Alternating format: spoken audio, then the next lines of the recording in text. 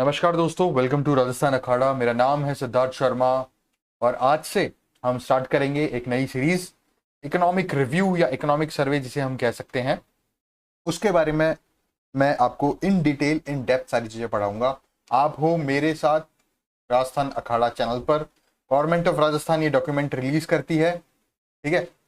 और 23 एंड 24 का economic review या इकोनॉमिक सर्वे भी जिसे कहा जा सकता है, वो हम डिटेल में डिस्कस करेंगे आने वाले लेक्चर्स में। हम इस लेक्चर में स्पेसिफिकली देखेंगे कि प्रीलिम्स में किस तरह के क्वेश्चंस आते हैं इकोनॉमिक रिव्यू से, मेंस में किस तरह के क्वेश्चंस आते हैं इकोनॉमिक रिव्यू से, और हमें किस तरह से आगे पूरा इकोनॉमिक रिव्यू के सारे जितने भी चैप्टर्स हैं उनको इन डेप्थ पढ़ना है और किस तरह से आंसर राइटिंग करनी है या ऑप्शन एलिमिनेशन करके हम इसको पढ़ सकते हैं, क्वेश्चंस क्लियर कर सकते हैं प्रीलिम्स के, ठीक है। Directorate of economics and statistics जो है वो ये इकोनॉमिक सर्वे हर साल निकालता है। और इकोनॉमिक सर्वे जो है ऑफ राजस्थान बेसिकली वो एक डॉक्यूमेंट होता है लास्ट फाइनेंशियल ईयर में हुई इकोनॉमिक एक्टिविटीज के बारे में इन डेप्थ डिस्कस करने का, ठीक है। आप हो मेरे साथ, सिद्धार्थ शर्मा मेरा नाम है। एक लंबा एक्सपीरियंस है मुझे RS mains, RS interview, UPSC exams का। और इसी के साथ हम आगे चलते हैं। सबसे पहले बात करेंगे प्रीलिम्स का जो सिलेबस है, उसमें इकोनॉमी ऑफ राजस्थान के नाम से ये टोटल 6 पॉइंट्स आपको देखने को मिलेंगे, ठीक है। Macro overview of economy, major agriculture वाला चैप्टर पूरा एक इकोनॉमिक सर्वे में आता है, उसको हम आगे आने वाले लेक्चर्स में पढ़ेंगे। इंडस्ट्रियल सेक्टर का एक पूरा वो आता है चैप्टर इकोनॉमिक सर्वे में, सर्विस सेक्टर का एक पूरा चैप्टर आता है।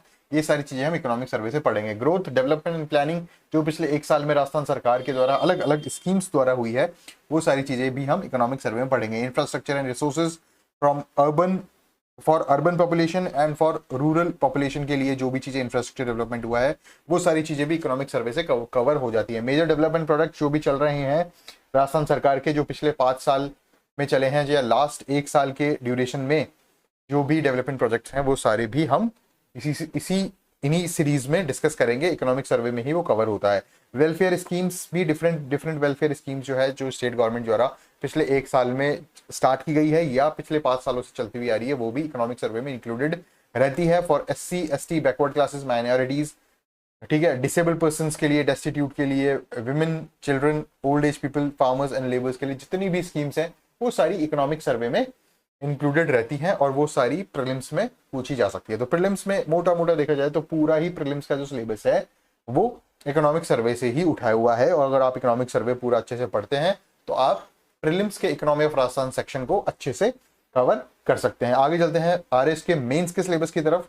तो आरएस का जो मेंस का सिलेबस है वो आप देखेंगे कि economy of Rajasthan part C, ठीक है, पेपर 1, ठीक है, पेपर 1 की यूनिट 2 है वो इकोनॉमिक्स की है, ठीक है, यूनिट 2 इकोनॉमिक्स की है, जिसका पार्ट C जो है वो इकोनॉमी ऑफ राजस्थान है।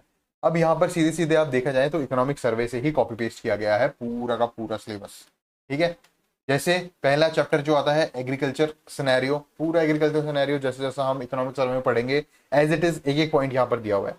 ग्रामीण विकास, रूरल डेवलपमेंट और ग्रामीण इंफ्रास्ट्रक्चर जो है, पंचायती राज जो है, स्टेट फाइनेंस कमीशन आप आगे देखेंगे। मैं आपको जो प्रीवियस ईयर क्वेश्चंस दिखाऊंगा, आप देखेंगे कि स्टेट फाइनेंस कमीशन पर सीधा सीधा एक 5 मार्क का क्वेश्चन पूछा हुआ है, ठीक है, जिसको आपको 50 वर्ड्स में लिखना था और एक सीधा सीधा 50 वर्ड्स में लिखना था और एक सीधा सीधा क्वेश्चन पूछा गया, जो कि इकोनॉमिक सर्वे ओरिजिनल अगर आप डाउनलोड करते हैं और उससे पढ़ते हैं, मैं आपको ओरिजिनल डॉक्यूमेंट से ही पूरी चीज पढ़ाऊंगा, समझाने की कोशिश करूंगा, ठीक है। तो आप उस ओरिजिनल डॉक्यूमेंट में देखेंगे जो राजस्थान सरकार द्वारा जारी किया गया है कि उसमें पूरा का पूरा एक पैराग्राफ दिया हुआ था स्टेट फाइनेंस कमीशन का, स्टेट फाइनेंस कमीशन के रिकमेंडेशंस का। सीधा सीधा 5 मार्क का क्वेश्चन था, state various recommendations given by state finance commission, 6th state finance commission, जो कि प्रद्युमन सिंह हेड कर रहे हैं 2020 से लेकर 2025 तक जिसका पीरियड है, वो हम आगे इन डेप्थ डिस्कस करेंगे, ठीक है। और शायद मेरे हिसाब से स्टेट फाइनेंस कमीशन के बारे में इस इकोनॉमिक सर्वे में भी इन डेप्थ दिया हुआ है, पिछले में भी था, क्योंकि 2020 से 2025 के बीच में जितने भी इकोनॉमिक सर्वे आएंगे उसमें स्टेट फाइनेंस कमीशन का एक पूरा पैराग्राफ निश्चित तौर पर आएगा। इंस्टीट्यूशनल फ्रेमवर्क, इंडस्ट्रियल डेवलपमेंट का, इंडस्ट्रियल ग्रोथ का, ये पूरा इंडस्ट्रियल डेवलपमेंट का एक चैप्टर है इकोनॉमिक सर्वे में। इंफ्रास्ट्रक्चर डेवलपमेंट का एक चैप्टर है इकोनॉमिक सर्वे में। मेजर डेवलपमेंट प्रोजेक्ट्स जो आप प्रीलिम्स के लिए पढ़ रहे हैं वही आप मेंस के लिए पढ़ रहे हैं। स्टेट बजट जो है वो पूरा है, फिस्कल मैनेजमेंट पूरा इकोनॉमिक सर्वे में दिया हुआ है। Various economic welfare schemes of Rajasthan जो है वो पूरी एक चैप्टर है इसमें इकोनॉमिक सर्वे में। और ये सारी चीज़ें एजुकेशन के बारे में, हेल्थ के बारे में, इनसे रिलेटेड प्रॉब्लम्स जो हैं, इससे रिलेटेड जो सॉल्यूशंस जो हैं, जो स्कीम्स राजस्थान सरकार द्वारा या गवर्नमेंट ऑफ इंडिया द्वारा सब चलाई जा रही है, वो सारी चीज़ें, सस्टेनेबल डेवलपमेंट गोल्स, उनकी रैंकिंग्स, वो सारी चीज़ें किसमें दी हुई है, इकोनॉमिक सर्वे में दी हुई है, जो आने वाले 20 से 25 लेक्चर्स में मैं आपको इन डेप्थ करा दूंगा। अगर आप ये पूरे लेक्चर्स, ये पूरी सीरीज अगर आप रिलीजियसली कवर करते हैं तो इसके बाहर ना प्रीलिम्स से एक क्वेश्चन आएगा ना मेन से एक क्वेश्चन आएगा। ठीक है, अब हम देख लेते हैं previous year questions of prelims की लास्ट ईयर में प्रीवियस ईयर क्वेश्चंस जो थे वो क्या पूछे गए हैं प्रीलिम्स में। ठीक है, सबसे पहला 37th क्वेश्चन की हम बात करें। ठीक है, ये एग्जाम हुआ है 2023 में। ठीक है, तो which of the following scheme is associated with slogan कोई भूखा ना सोए। ठीक है, ये चारों ही स्कीम्स, बाल गोपाल स्कीम, इंदिरा गांधी रोजगार guarantee scheme, Annapurna food packet scheme और इंदिरा रसोई योजना, ये चारों ही स्कीम इकोनॉमिक सर्वे में दी हुई थी लास्ट ईयर के, और वहीं से सीधा सीधा ये क्वेश्चन उठाया गया है। इकोनॉमिक सर्वे 2022-23 से ये क्वेश्चन उठाया गया है। अभी इस बार हम क्या पढ़ रहे हैं, हम पढ़ रहे हैं इकोनॉमिक सर्वे 2023 से 24 तक का पूरा। ठीक है, ये चारों स्कीम्स के बारे में लिखा हुआ था, और ये जो क्वेश्चन है कोई भूखा ना सोए, ये स्लोगन भी उस इकोनॉमिक सर्वे में ही लिखा हुआ था। किस पैराग्राफ के अंडर में लिखा हुआ था, इंदिरा रसोई योजना के अंडर में। ठीक है, 8 रुपए की प्लेट मिलती है और क्या क्या डिटेल्स हैं वो सारी डिटेल्स भी यहाँ पर दी हुई थी। नेक्स्ट क्वेश्चन पे चलते हैं। नेक्स्ट क्वेश्चन जो पूछा गया वो ये पूछा गया था कि Rajasthan urban drinking water sewerage infrastructure corporation limited, ये इकोनॉमिक सर्वे से पूछा गया सीधा सीधा क्वेश्चन है, और इसमें यह पूछा जा रहा है कि इसके अंदर कौन सी एक ऑर्गेनाइजेशन है जो इसके अंदर इंक्लूडेड नहीं है। ऑप्शन फर्स्ट अपन देखते हैं, Rajasthan urban infrastructure finance and development corporation limited, ये इंक्लूडेड था। ठीक है, राजस्थान आवास विकास इंफ्रास्ट्रक्चर लिमिटेड, ये भी इंक्लूडेड था। ठीक है, इसी का नाम चेंज करके ये नाम रखा गया था। फिर थर्ड पॉइंट की बात करते हैं तो पता नहीं। फोर्थ पॉइंट की बात करते हैं, infrastructure Rajasthan urban infrastructure development project भी इसमें इंक्लूडेड था। ऑप्शन एलिमिनेट हमने फर्स्ट कर दिया, सेकंड कर दिया, फोर्थ कर दिया, बचा क्या, Rajasthan housing board. Rajasthan housing board एक डिफरेंट, टोटली डिफरेंट एंटिटी है जो Rajasthan urban drinking water sewerage and infrastructure corporation limited से किसी भी तरह से संबंधित नहीं है।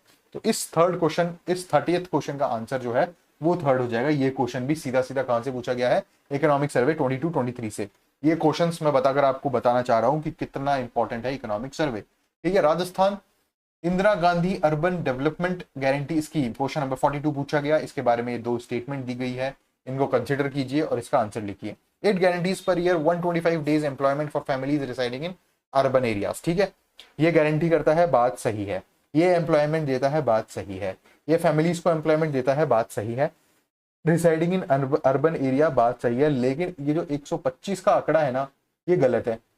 125 दिनों का रोजगार नहीं देता। ये कितने दिनों की रोजगार की गारंटी देता है, 100 डेज की। तो पॉइंट नंबर फर्स्ट क्या हो गया, गलत हो गया। After registration the eligible candidate has to provided employment in 30 days, बात बिल्कुल सही है। रजिस्ट्रेशन के बाद एलिजिबल कैंडिडेट जो है उसको एम्प्लॉयमेंट दिए जाने की गारंटी है। लेकिन ये जो नंबर दिया गया है, ये आंकड़ा दिया गया है 30 डेज का, ये क्या है, ये गलत है। कितने दिनों की गारंटी दी गई है, 15 दिनों की गारंटी दी गई है। तो सेकंड वाला पॉइंट भी गलत हो गया। ये दोनों ही पॉइंट आपको इन डिटेल बिल्कुल क्रिस्टल क्लियर लैंग्वेज में इकोनॉमिक सर्वे 22-23 में दिए हुए हैं। ठीक है, और चूंकि ये स्कीम अभी भी चल रही है, Indira Gandhi urban employment guarantee scheme, ठीक है, ये इस स्कीम के बारे में इस इकोनॉमिक सर्वे में भी हम इन डेप्थ पढ़ेंगे। तो आंसर क्या हो जाएगा इसका, फर्स्ट आंसर हो जाएगा, neither statement first nor second is correct. इस तरह से हमने 3 एग्जांपल्स देखे। क्वेश्चंस और भी हैं जिनको हम आगे पढ़ते रहेंगे, लेकिन ये मैंने आपको एक एग्जांपल, मोटा मोटी 3 क्वेश्चंस के तौर पर एक एग्जांपल दिया है कि इकोनॉमिक सर्वे से कैसे एज ए टेस्ट क्वेश्चन उठते हैं। तो इकोनॉमिक सर्वे प्रीलिम्स के पॉइंट ऑफ व्यू से बहुत ज्यादा इंपॉर्टेंट है। ठीक है, आगे चलते हैं। Previous year questions for mains. Mains की अगर बात की जाए तो मेंस में सबसे पहला क्वेश्चन जो आया पेपर फर्स्ट में, वो आया मेन ऑब्जेक्टिव ऑफ राजस्थान जननी शिशु सुरक्षा योजना। ये एक 2 मार्क्स का क्वेश्चन था जिसको आपको 15 वर्ड्स में लिखना था। ठीक है, कैसे लिखेंगे, मेन ऑब्जेक्टिव लिखना है तो पॉइंट्स बना दो यार सीधे सीधे। ठीक है, पॉइंट्स फॉर्मेट में लिख दो, 4 पॉइंट लिख दो, आपको 2 नंबर मिल जाएंगे। आधे आधे नंबर का 1 पॉइंट भी का भी मिलेगा नंबर, तो आपको 2 में से 2 नंबर सीधे सीधे मिल जाएंगे। अब ऑब्जेक्टिव क्या है? सबसे पहला ऑब्जेक्टिव तो ये है कि कोई भी गर्भवती महिला है, कोई भी जो भी जननी है, जिसे हम कह सकते हैं जननी एंड शिशु सुरक्षा योजना, जैसा कि नाम से पता चलता है जननी और शिशु की सुरक्षा है। तो सबसे पहले तो टेस्ट है ना, जितने भी गर्भवती महिलाएं हैं उनके टेस्ट डायग्नोसिस जो है वो टाइम टू टाइम होना जरूरी है, और वो किस किस तरह से, फ्री ऑफ कॉस्ट। ठीक है। सेकंड चीज होगी मेडिसिन। आपको पता है प्रेगनेंसी के टाइम पर खूब सारी मेडिसिन होती है, विटामिन की, बायोटिन वगैरह, कैल्शियम वगैरह, प्रोटीन, और इन सब की डाइट होती है। ये मेडिसिन जो है ये फ्री ऑफ कॉस्ट अवेलेबल कराओ। ठीक है। फिर तीसरा, अगर डिलीवरी फ्री कराओ। ठीक है, डिलीवरी फ्री करा दी, तो उसके बाद डिलीवरी में अगर कॉम्प्लिकेशन हुई है तो ब्लड फ्री करा दो। ठीक है, ब्लड फ्री दे दो। और उसके साथ, इन सब चीज़ों के साथ साथ, एक जो अंडरलाइनिंग पॉइंट चल रहा है, फाउंडेशन पॉइंट चल रहा है, वो चल रहा है ट्रांसपोर्टेशन का। ठीक है, आप एम्बुलेंस सेवा वगैरह, ट्रांसपोर्टेशन जो है वो फ्री करा दो। किस तरह से करा दो? टेस्ट के लिए अगर महिला जा रही है तो उसका ट्रांसपोर्टेशन फ्री है, वो मेडिसिन लेने जा रही है, ट्रांसपोर्टेशन फ्री है, डिलीवरी के लिए जा रही है तो उसका ट्रांसपोर्टेशन फ्री है। तो इस तरह से हम ये 4 पॉइंट लिख के इस आंसर को कर सकते थे। इस पूरे क्वेश्चन का ये सारे पॉइंट जो मैंने उठाए हैं, ये सारे पॉइंट्स, ये क्वेश्चन जो है ये मेंस 2024 में पूछा गया, जो अभी जुलाई में कंडक्ट कराया गया था, उसमें ये एज इट इज क्वेश्चन आया, और ये सारे पॉइंट्स आपने लिखे तो आपको मार्क्स मिल जाएंगे। आगे चलो, what are the functions of bureau of investment product promotion in Rajasthan. सीधे सीधे एक पॉइंट दिया हुआ था, इन्वेस्टमेंट प्रमोशन, जो इंफ्रास्ट्रक्चर डेवलपमेंट वाला जो वो है, वो BIP जो है उसके बारे में लिया हुआ है। तो ये क्या, इसके बारे में आपको पॉइंट लिखने हैं, फंक्शंस लिखने हैं, तो सारे पॉइंट्स लिख दो। पहला पॉइंट क्या हो जाएगा? Single window clearance. ठीक है। दूसरा सेकंड पॉइंट क्या हो जाएगा? इन्वेस्टमेंट को प्रमोट करता है, इन्वेस्टमेंट को प्रमोट करता है। ठीक है। थर्ड पॉइंट क्या हो जाएगा? इन्वेस्टर्स जितने भी हैं उनको उनको सपोर्ट करता है। ठीक है। फंड्स प्रोवाइड कराता है, इन्वेस्टर्स, जैसे ये मान लीजिए ये इन्वेस्टर्स हैं और ये इंडस्ट्रीज हैं, तो इन दोनों में नेगोशिएशंस करवाता है, इनका एक इकोसिस्टम तैयार करवाता है। ये क्वेश्चन भी जो था ये 5 मार्कर क्वेश्चन था, 50 वर्ड्स में इसका आंसर लिखना था। ये सीधा सीधा एक पैराग्राफ जो इकोनॉमिक सर्वे में दिया हुआ है उसमें से उठाया हुआ क्वेश्चन है। आगे चलते हैं, describe the main recommendations of 6th state finance commission. अब इसके बारे में देखिए, यहाँ आंसर राइटिंग में एक महत्वपूर्ण बात मैं आपको बताना चाहूंगा। आंसर राइटिंग में आपके पास डेटा बहुत सारा होगा। इकोनॉमिक सर्वे में 6th स्टेट फाइनेंस कमीशन के बारे में बहुत कुछ लिखा हुआ है। ठीक है। जैसे मैं आपको बात बता दूं कि प्रद्युमन सिंह जो है वो इसके क्या थे? वो इसके चेयरमैन थे। ये कब से कब तक था? ये 1 अप्रैल 2020 से लेकर 31 मार्च 2025 तक एक्टिव है। ठीक है, 2025 तक एक्टिव है। और भी बहुत सारी चीजें हैं, लेकिन दे आर नॉट इंपॉर्टेंट। अगर ये 10 नंबर में क्वेश्चन पूछा जाता तो आप इन चीजों को लिख सकते थे, लेकिन चूंकि ये क्वेश्चन 5 नंबर में पूछा गया है, 50 वर्ड्स में आपको इसका आंसर कंप्लीट करना है, तो ये चीजें काम की नहीं है, क्योंकि यहां पर पूछा जा रहा है main recommendations of 6th state finance commission. तो आपको सीधे सीधे 5 पॉइंट लिख देने हैं, आपको मार्क्स मिल जाएंगे। 5 पॉइंट क्या है कि भैया जो भी नेट रेवेन्यू जनरेट हो रहा है पूरे स्टेट का, ठीक है, उसका 6.75% जो है वो आपको पंचायती राज इंस्टीट्यूशंस को देना है, वो आपको लोकल सेल्फ गवर्नमेंट को देना है, DLB को देना है। ठीक है। अब उसमें 2 पॉइंट हो गए, 6.75% हो गया, 2 चीजों में डिवाइड हो जाएगा ये।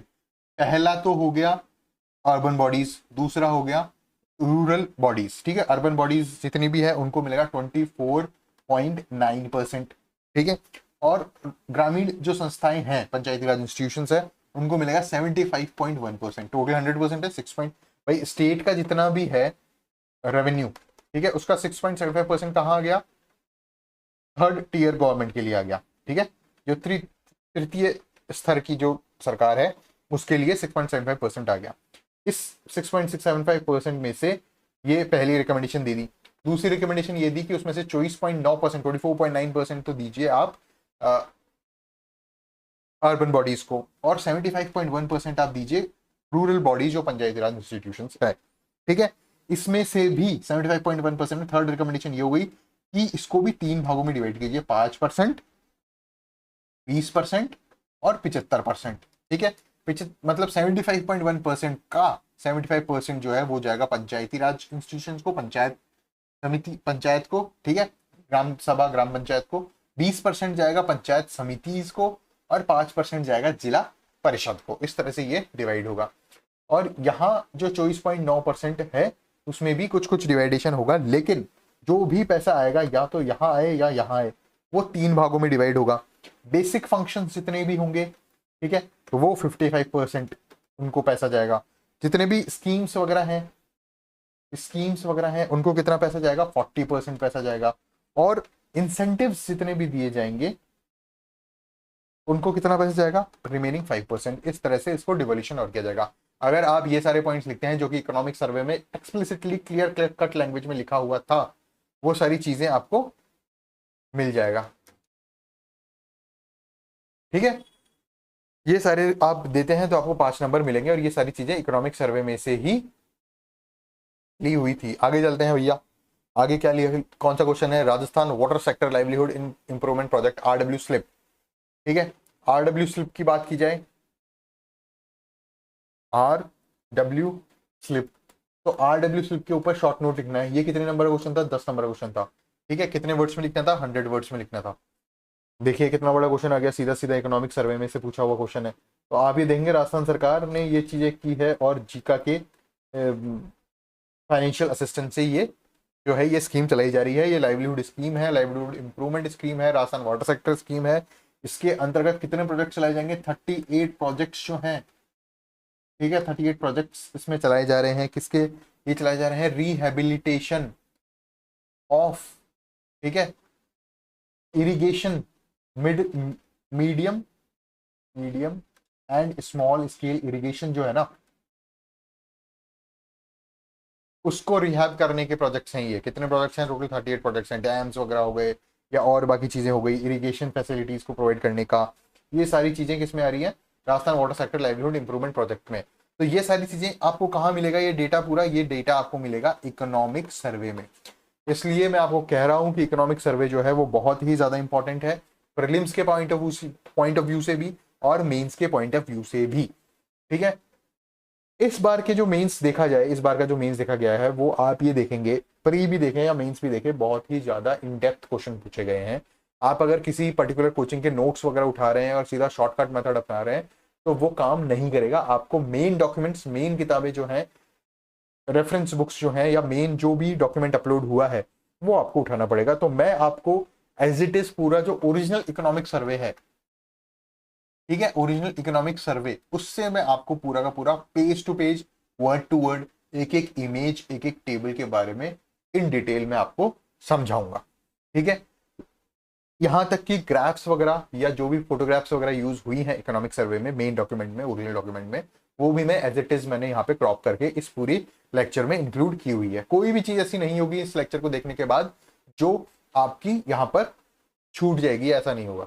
आप जो भी लेक्चर्स पढ़ रहे हैं वो पूरे के पूरे एज इट इज आएंगे। ठीक है, अब हम यहाँ से मेन लेक्चर अपना शुरू करते हैं। आज हम एक ओवरव्यू देखेंगे। ठीक है, सबसे पहले आपको पता है इकोनॉमिक सर्वे के चैप्टर्स होते हैं कुछ, यहाँ पर चैप्टर्स हैं। ठीक है, यहाँ पर होती है एक्सक्लूसिव समरी। ठीक है, और इससे पहले होते हैं कुछ नंबर्स। ठीक है, नंबर्स किस चीज के, जीडीपी वगैरह के, या GSDP, net state domestic product, per capita income, ठीक है, wholesale price index, consumer price index, ये सारी चीजें। आज के लेक्चर में हमने क्या क्या पढ़ा, आज के लेक्चर में हमने सिलेबस के बारे में, प्रीलिम्स मेंस का सिलेबस देखा, प्रीलिम्स के क्वेश्चन देखे, मेंस के क्वेश्चन देखे, और अब हम डिस्कस करेंगे इन नंबर्स के बारे में कि स्टेट इकोनॉमी को क्वांटिटेटिवली, क्वांटिटी क्या है उसको नंबर्स के फॉर्म में ही हम रिप्रेजेंट कर सकते हैं।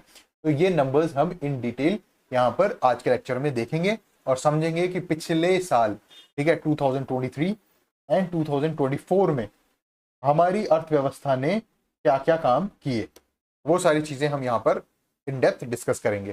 तो शुरू करते हैं की इंडिकेटर्स से, जो भी इकोनॉमिक डेवलपमेंट हुआ उस बारे में हम यहाँ पर बात करेंगे। ये जो टेबल आप स्क्रीन पर देख पा रहे हैं, ये यहां से शुरू होता है अपना इकोनॉमिक सर्वे। ठीक है, फर्स्ट पॉइंट जो की इंडिकेटर्स ऑफ इकोनॉमिक डेवलपमेंट है, उसका फर्स्ट पॉइंट की अगर अपन बात करें तो वो है ग्रॉस स्टेट डोमेस्टिक प्रोडक्ट। ठीक है, ग्रॉस स्टेट डोमेस्टिक प्रोडक्ट क्या होता है, राजस्थान स्टेट के अंदर जितनी भी प्रोडक्शन हुआ, ठीक है, ग्रॉस प्रोडक्शन हुआ, उस पूरे की वैल्यू, टोटल वैल्यू कितनी है, वो वैल्यू आपको बताई जाएगी ग्रॉस स्टेट डोमेस्टिक प्रोडक्ट के द्वारा। ये दो प्रकार का होता है, एक कांस्टेंट, एक करंट। कांस्टेंट का मतलब होता है with respect to a particular year, ठीक है, with respect to a base year. अब यहाँ पर कांस्टेंट प्राइसेस के लिए हमने बेस ईयर लिया हुआ है 2011 एंड 2012, ठीक है। अगर आपसे एक क्वेश्चन पूछा जाता है कि जीएसडीपी का, के कांस्टेंट प्राइसेस का बेस ईयर क्या है, तो बेस ईयर 2011 2012 है। जब भी हम कांस्टेंट प्राइसेस की बात करेंगे तो वैल्यू थोड़ी कम आएगी। जब भी हम करंट प्राइसेस की बात करेंगे, ठीक है, एक तो हो गया कांस्टेंट प्राइसेस, ये जो आप यहाँ देख पा रहे हैं, ठीक है, ये 2011 2012 के रेस्पेक्ट में इस बार कितनी हुई उसकी उसकी वैल्यू होगी, और करंट प्राइसेस होगी जो रियल वैल्यू है पिछले फाइनेंशियल ईयर के रेस्पेक्ट में, ठीक है। तो करंट प्राइसेस की बात करें तो करंट प्राइसेस यहाँ पर वैल्यू दी गई है करोड़ में। हम सिर्फ हमें जो रटना है प्रीलिम्स के लिए वो 2023 2024 के लिए रटेंगे, इसको डिजिट्स में रटेंगे। 1528385 करोड़ रुपीस जो है वो करंट प्राइसेस में हुआ, और कांस्टेंट प्राइसेस हमेशा लगभग इस अमाउंट का 60% होगा, जो कि 845115 करोड़ रुपीस है। मतलब कहने का मतलब यह है कि करंट प्राइसेस के अनुसार हमारे पूरे स्टेट में जो भी प्रोडक्शन हुआ, ग्रॉस प्रोडक्शन हुआ, ठीक है, जो भी ग्रॉस डोमेस्टिक प्रोडक्ट, मतलब राजस्थान स्टेट के बाउंड्रीज के अंदर जितना भी ग्रॉस प्रोडक्शन हुआ, वो प्रोडक्शन कितना है 1528385 करोड़ रुपीस। कांस्टेंट प्राइसेस के मामले में बात की जाए तो वो है 845115, ठीक है। अब ग्रोथ रेट की बात कर ली जाए। ग्रोथ रेट की बात क्या है कि अगर 2011-12 में जो प्राइसेस थी और इस साल जो प्राइसेस हैं, वो कितनी परसेंटेज चेंज हुआ, ठीक है, वो परसेंटेज चेंज हुआ 8.03%।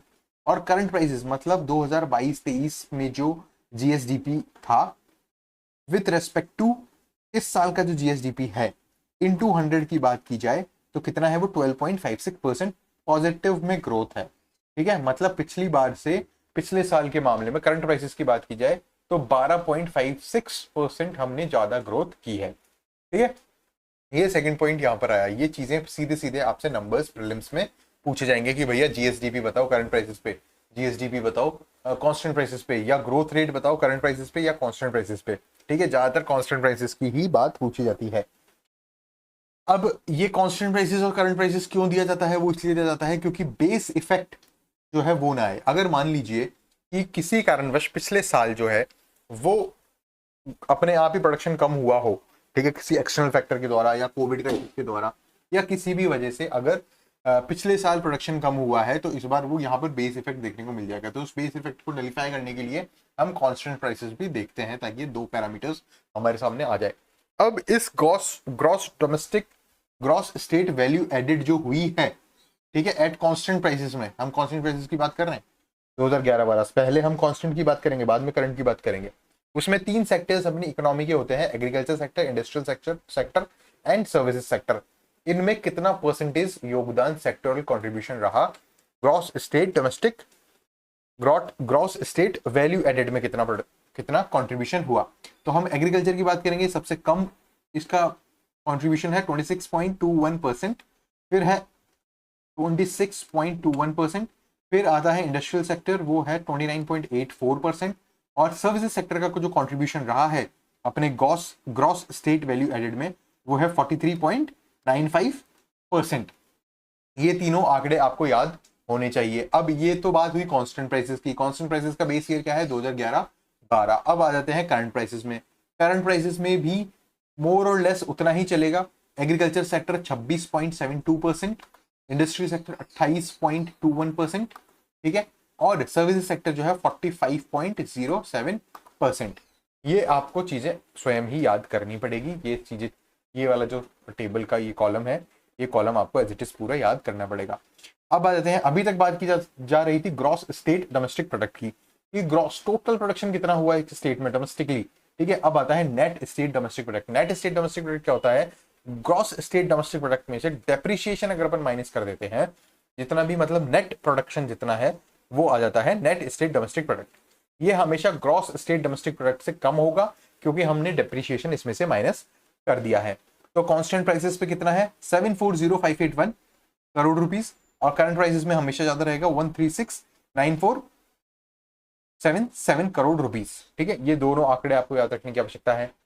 ज्यादातर नेट स्टेट डोमेस्टिक प्रोडक्ट ही पूछा जाता है। अब एक बात हमेशा याद रखिए कि कोई भी आंकड़ा आपसे पूछा जाएगा तो कांस्टेंट प्राइसेस में वो हमेशा कम रहेगा, करंट प्राइसेस में वो हमेशा ज्यादा रहेगा। ग्रॉस स्टेट डोमेस्टिक प्रोडक्ट हमेशा ज्यादा रहेगा, नेट स्टेट डोमेस्टिक प्रोडक्ट हमेशा कम रहेगा, क्योंकि उसमें से डेप्रिसिएशन माइनस हो गया है। पर कैपिटा इनकम की बात की जाए तो सबसे पहले बात करते हैं पर कैपिटा इनकम होती क्या है। इसको हिंदी में बात की जाए तो इसे कहते हैं प्रति व्यक्ति आय। किसी स्टेट में रहने वाले हर व्यक्ति की औसतन आय कितनी है, वो आंकड़ा कहलाता है पर कैपिटा इनकम। ठीक है, तो पर कैपिटा इनकम की बात की जाए तो वो कैसे ज्ञात की जाती है? नेट स्टेट डोमेस्टिक प्रोडक्ट जो है वो upon population of in between the year. ठीक है, पॉपुलेशन वो कहलाता है या नेट पर कैपिटा इनकम। अब ये भी दो आंकड़े हो गए, कांस्टेंट प्राइसेस में हमेशा कम रहेगी, करंट प्राइसेस में हमेशा ज्यादा रहेगी। कांस्टेंट प्राइसेस में कितनी है? 90831 करोड़ 90831 रुपीज ओनली। ठीक है, और ये कितनी हो गई? 167964 रुपीज, 167964 रुपीज, मतलब ये हो गई 90,831 रुपए, और ये हो गई 1,67,964 रुपीज। तो इस तरह से आपको ये टेबल पढ़नी है, इसके आंकड़े याद रखने बहुत ज्यादा जरूरी है। सीधे सीधे एग्जाम में ये चीजें पूछी जाती हैं। ठीक है, और ये जो 7 मैंने आपको टॉपिक्स बताए हैं ये तो बहुत ही ज्यादा मोस्ट इंपॉर्टेंट 5 स्टार रेटिंग वाले नंबर्स हैं। ये नंबर्स तो आपको याद रखना अति आवश्यक है। आगे चलते हैं, नेक्स्ट आ जाता है। अब इसमें से कुछ चीजें इंपॉर्टेंट है, कुछ चीजें इंपॉर्टेंट नहीं है। जो फर्स्ट के स्टार्टिंग में मैंने 6 पॉइंट्स बताए हैं वो बहुत ज्यादा इंपॉर्टेंट है। 7th point is not important, 8th point is not important. 9th point है टोटल फूड ग्रेन प्रोडक्शन। ठीक है, लाख मेट्रिक टन, ये है 245.01 लाख मेट्रिक टन। 245 आपको याद रखना बहुत ज्यादा जरूरी है, ये नंबर आपको याद रखना चाहिए। इंडेक्स फॉर इंडस्ट्रियल प्रोडक्शन, अब इसका बेस ईयर क्या है? 2011-12। 2011-12 में हमने इसको क्या माना है? 100, और अब ये कितना हो गया? 153.77। ये एक नंबर है, ये एक इंडेक्स है, तो इसका कोई यूनिट नहीं होगी। ठीक है, होलसेल प्राइस इंडेक्स देखा जाए तो होलसेल प्राइस इंडेक्स का कितना बेस ईयर क्या है? 99 से 2000। इसको 99 से 2000 को हमने 100 माना है, और इसका नंबर कितना है? 388.09। आप यहाँ पर ये ऑब्जर्व करेंगे कि 2022-23 में ये था 388.45, और 2023-24 में हो गया 388.09। मतलब यहाँ पर नेगेटिव ग्रोथ रेट देखने को मिली है। ठीक है, नेगेटिव कितनी? 0.09% नेगेटिव हो गया यहाँ पर। यहाँ आप देखेंगे 0.09 नेगेटिव हो गया। Wholesale price index base year 1999 से 2000, 100% कितना हुआ? -0.09%। डन। आगे चलते हैं, इंस्टॉल्ड कैपेसिटी कितनी है राजस्थान में पावर की? तो वो है 24,784 मेगावाट। ठीक है, 24,784। कमर्शियल क्रेडिट ये काम का नहीं है, ये नहीं पूछा जाता। ठीक है, तो आपके काम के आंकड़े सिर्फ 6 तो स्टार्टिंग के हो गए। ठीक है, 6 नंबर्स तो आपके स्टार्टिंग में हमने टेबल 1 से आपको पढ़ा है, और टेबल 2 जो सेकंड पेज पर है उसमें से ये 4 नंबर्स, मतलब टोटल 10 नंबर्स आपको इस टेबल में से याद रखने की जरूरत है, जो नेक्स्ट लेक्चर में मैं आपको रिवाइज करा दूंगा। नेक्स्ट लेक्चर में हम इस टेबल का रिवीजन करेंगे और आगे एग्जीक्यूटिव समरी जो है उसको स्टार्ट करने की कोशिश करेंगे। मैं ज्यादा लंबे लंबे लेक्चर्स नहीं ले रहा हूँ, मैं दिन में 2 लेक्चर्स 3 लेक्चर्स अपलोड करता रहूंगा, जैसे जैसे मैं इनको इन डेप्थ आपको पढ़ाता रहूंगा। ठीक है, आज के लिए हमने क्या पढ़ा? आज के लिए हमने ये थोड़े नंबर्स देखे हैं, gross domestic product, net state domestic product. ठीक है, और क्या पढ़ा हमने? पर कैपिटा इनकम के बारे में हमने पढ़ा, इंडस्ट्रियल प्रोडक्शन के बारे में हमने पढ़ा, और ये सारी चीजें हमने देखी कि इनके नंबर्स कितने हैं। हमने मेंस का प्रीलिम्स का सिलेबस देखा, हमने मेंस के प्रीलिम्स के प्रीवियस ईयर क्वेश्चंस यहाँ पर देखे, और आज के लिए मैं इसको यहीं एक इंट्रोडक्टरी लेक्चर के नाते छोड़ रहा हूँ यहीं पर। नेक्स्ट लेक्चर में हम एग्जीक्यूटिव समरी जो है इसकी, जिसमें सारा एक ओवरव्यू दिया हुआ है, ठीक है, एग्जीक्यूटिव समरी में आगे के चैप्टर्स का, उसके बाद हम धीरे धीरे करके एक एक चैप्टर्स शुरू करेंगे और चैप्टर्स को पूरा कंप्लीट करने की कोशिश करेंगे। मैं आपको गारंटी देता हूं, मैं जो भी आपको यहाँ पर पढ़ाऊंगा इस पूरी सीरीज में, इससे बाहर प्रीलिम्स में और मेंस में इससे बाहर कुछ भी नहीं आएगा। आज के लिए इतना ही, नेक्स्ट लेक्चर में मिलते हैं, हम एग्जीक्यूटिव समरी स्टार्ट करेंगे। Thank you friends.